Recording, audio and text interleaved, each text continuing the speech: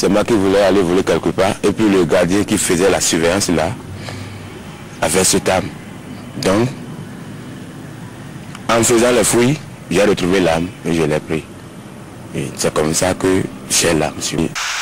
La grosse actualité relayée par presque tous les journaux de ce matin,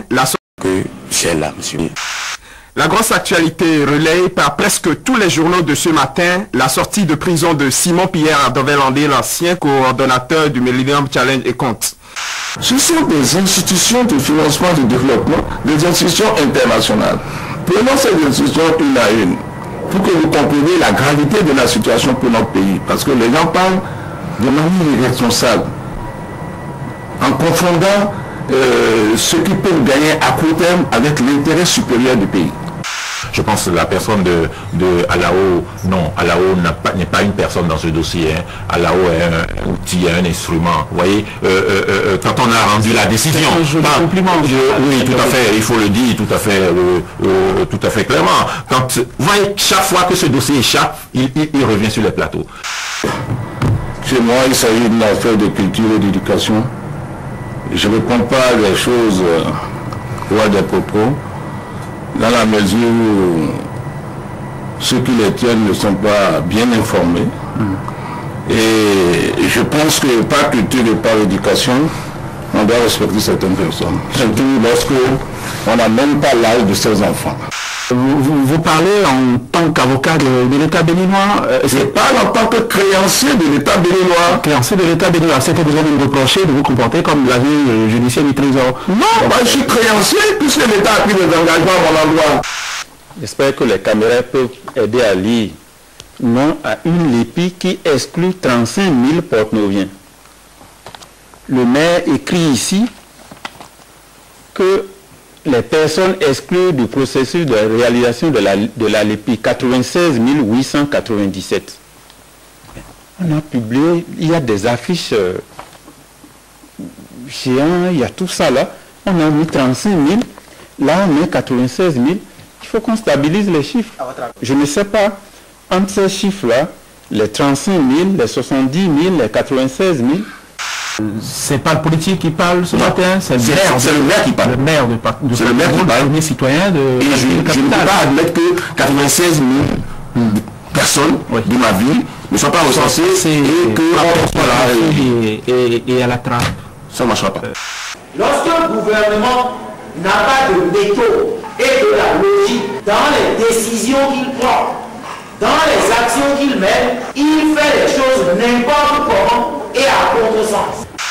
Je suis le président de la République, le président élu. Vous m'avez compris?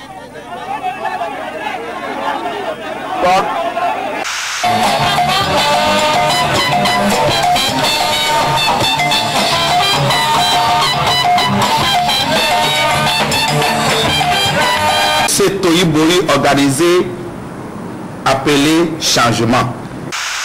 On ne mérite pas de diriger un peuple lorsqu'on refuse de saluer son voisin, son compatriote. Ce n'est pas possible. Le plan B, le programme d'ajustement structurel, le NEPAD, mais une fois de retour au bercail, écoutez les propos qu'il tient aux populations affamées.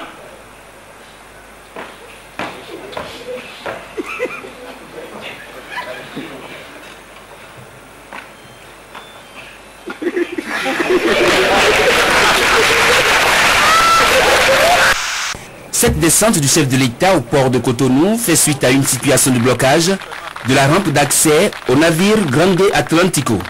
Ce navire bat pavillon depuis le vendredi 5 novembre au port de Cotonou et a vu ses activités de manutention de véhicules d'occasion bloquées faute de consensus entre les travailleurs de la Sobemap et Roro Terminal, une société qui a obtenu l'agrément depuis août 2009. Lorsque nous avons rencontré le ministre de tutelle, il nous a vraiment méprisés. Il a entamé des négociations et nous appelle et nous dit, ministre de la République, garant de l'application des textes, il nous dit non, de replier, de laisser au terminal traiter ce conteneur et il nous dit que c'est un partenariat parce qu'on a amené 6 conteneurs sur ce navire. Je suis désolé qu'il parle de mépris aujourd'hui. Je dis la Sobemap est une société d'État. et que l'État ne laissera jamais mourir la Sobemap. Je leur ai même donné l'exemple. Je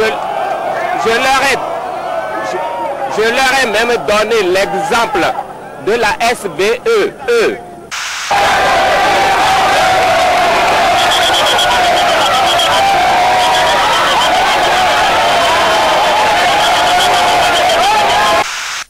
Elle est là à nouveau. La grève du personnel soignant des centres de santé publics. Au centre hospitalier départemental de Porto-Novo ce mardi, la grande majorité des unités n'a pas fonctionné.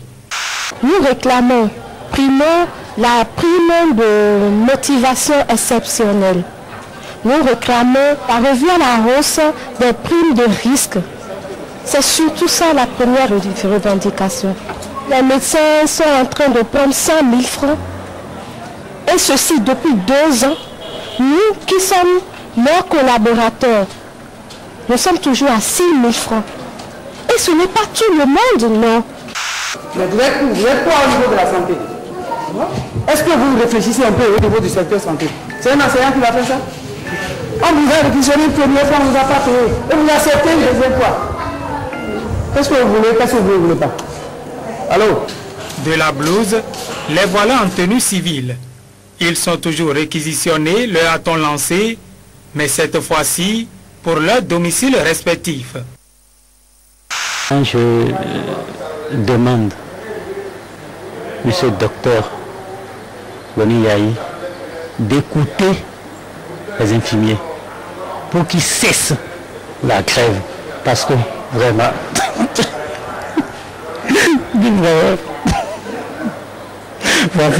j'ai des ordonnances ici. Il y a des annonces qu'on doit prescrire pour ma femme. Ils n'ont pas fait, vraiment, désolé. La tension politique qui s'observe depuis un certain temps au Bénin ne laisse personne indifférent. Ces enfants sont très inquiets et sont venus l'exprimer au ministre de la Famille et de la Solidarité nationale. L'avenir du pays, c'est eux. Ils sont donc ici pour le rappeler au ministre et lui dire qu'ils ne veulent pas voir les acteurs politiques enflammer le Bénin et hypothéquer leur futur. Pourquoi mêle-t-on nos enfants aux affaires de grandes personnes? Pourquoi est-ce qu'on est capable de faire marcher des enfants pour soi-disant la paix? Il y a quelque chose de consternant, c'est-à-dire qu'on manipule jusqu'au pupille de la République. Il faut qu'on laisse les enfants en dehors de tout ça, que les enfants aillent à l'école, puisque leur place c'est l'école. Je crois que nous avons suffisamment dit. Monsieur le Président, je vous remercie. Bien. Monsieur le directeur général, voilà. Excellence. Ouais, je suis venu vous voir. Qu'est-ce que vous voulez aujourd'hui? Je suis venu. Merci le... Moi, je suis venu. Oui. S'il vous plaît. Saviez Boni Yahi, c'est le président de la République du Bénin, élu André Doussa. Oui. Vous saviez ça? Moi, je me suis posé cette question. Pourquoi a-t-on laissé le président, pourquoi a-t-on amené le président à devoir appeler à des citoyens? Il est le président de la République élu. Je pense que c'est la question que je me suis posée après avoir écouté ces propos du chef de l'État. C'est une question un peu délicate, ce qui s'est passé au port.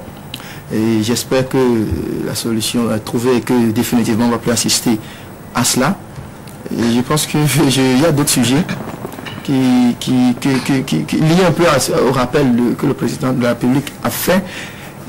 Maître Diogoni, au cours de la sortie de fausses élections, qui, parlant certainement de la situation sociopolitique actuelle de notre pays, disait que est-ce qu'on mérite de diriger un peuple lorsque on n'est pas capable de saluer son voisin, quelque chose de ce genre.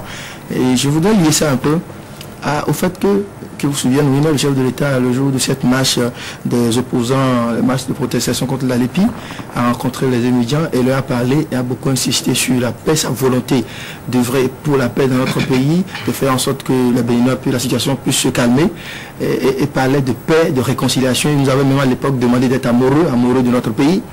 J'avais dit ici que le chef de l'État qui parle de la paix, de réconciliation nationale, parlait dans 3 micros au lieu de 4 micros majeurs du pays. Et je vois que tout ça, ça s'enchaîne et ça fait un gros morceau pour moi.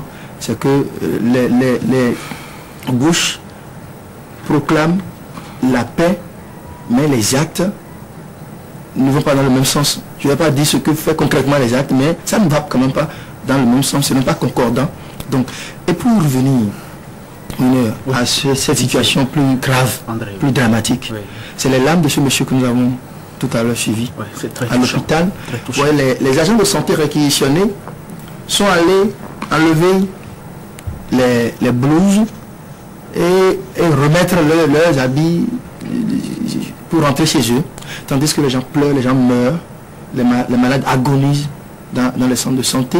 Le délégué, celui qui faisait l'objet certainement fils de piquet, syndicat ce jour-là, vient le rappeler, bien, on vous a réquisitionné, une fois on n'avait pas été payé, nous disons pas vous accepter, pourquoi? Donc je pense qu'il faut que très rapidement,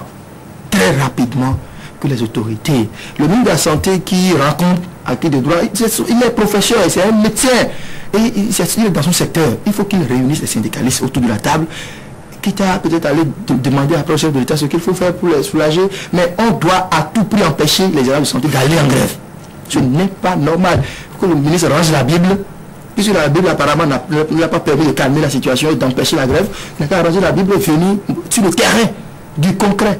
C'est dramatique ce qui se passe dans les hôpitaux. Les gens meurent. C'est cela. Des Maccabées en veux-tu, voilà. Il y en a beaucoup sur le carreau maintenant. Oui, vous savez, c'est vrai qu'on enregistre déjà des victimes, pour ne pas dire des morts, parce que je n'ai pas vraiment de preuves. Depuis que cette grève a démarré, c'est comme ça se passe. Lorsque le secteur de la santé est en grève, il y a des victimes, il y a des morts. Mais le problème, c'est que ce n'est pas le nombre de morts qui inquiète les grévistes, parce que pour eux, c'est le meilleur baromètre. Lorsqu'ils font leur grève et qu'il n'y a pas de décès, qu'il n'y a pas de mort, ça les dérange. C'est justement lorsqu'il y a des morts qu'ils se sentent confortés dans leur position, qu'ils estiment que la grève est bien suivie et que l'autorité va se sentir interpellée. Donc, le nombre de morts n'inquiétera jamais les travailleurs de la santé qui sont en grève. Je pense que ils en sont même contents, ils en sont comblés parce qu'ils se disent, quand ça va se passer comme ça, l'autorité, pour ne pas dire le gouvernement, va prendre la mesure de la situation et réagir. Moi, je ne voudrais pas accuser le gouvernement, je ne voudrais pas non plus accuser les grévistes. Je dis tout simplement que tout le monde est coupable. Ils sont tous coupables parce que le gouvernement, on dit, la plus belle femme du monde ne peut donner que ce qu'elle a. Le gouvernement a forcément des limites. Les grévistes, c'est-à-dire les agents de santé qui sont en grève aujourd'hui, ils ont des raisons parce qu'ils parlent d'injustice. C'est vrai que si c'était juste pour des questions de primes qu'on avait lancé cette grève-là, on pourrait leur dire, mais écoutez, ne laissez pas mourir les gens pour des questions de primes. Mais ils disent qu'il y a des équilibres, qu'il n'y a pas équité, qu'il y a les médecins qui sont à 100 000 francs, que eux, ils sont à 6 000 francs, que ce n'est pas tout le monde qui perçoit 6 000 francs. Donc il y a une égalité. Et je pense qu'il va falloir qu'on s'asseye autour de la table de négociation pour trouver la meilleure solution. Oui, sur ça. Oui, moi je vais parler de la LEPI, parce qu'il ne faut pas donner raison à ceux qui parlent du marche forcé. Marche forcé pour la LEPI, pour la réalisation de cette LEPI-là, parce qu'on n'a pas fini l'enregistrement biométrique dans le Monokoufo et on s'apprête visiblement à lancer dans le zoo. Et on a appelé les élus du zoo pour une réunion ce matin à Abomey sans courrier officiel adressé à ces élus-là. Donc je pense qu'il faut faire beaucoup attention, il ne faut pas poursuivre cette marche forcée, il ne faut pas donner raison aux gens, parce que la loi elle est claire, il faut faire il faut lancer les aires opérationnelles progressivement. Voilà. Le plateau n'a pas fini, la santé littorale n'a pas fini, opérationnel. Maintenant on va dans le zoo. Voilà. Maintenant on va dans le zoo, on va tenir une réunion ce matin, certainement pour démarrer dans le zoo. Je pense qu'il ne faut pas donner raison à ceux qui parlent de marche forcée. Il faut finir, il faut respecter la loi, il ne faut pas violer cette même loi-là. Oui, Léon, vous me tordez les bras là, oui.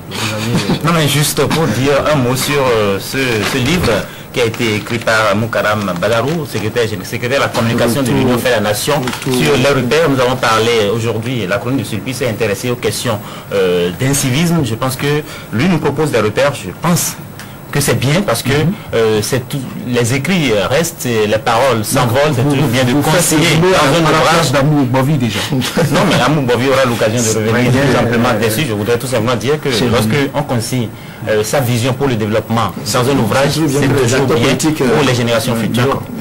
C'est mieux que d'aller sur les plateaux et discourir. C'est sûr que c'est lui-même qui a écrit. Hein. C'est lui-même.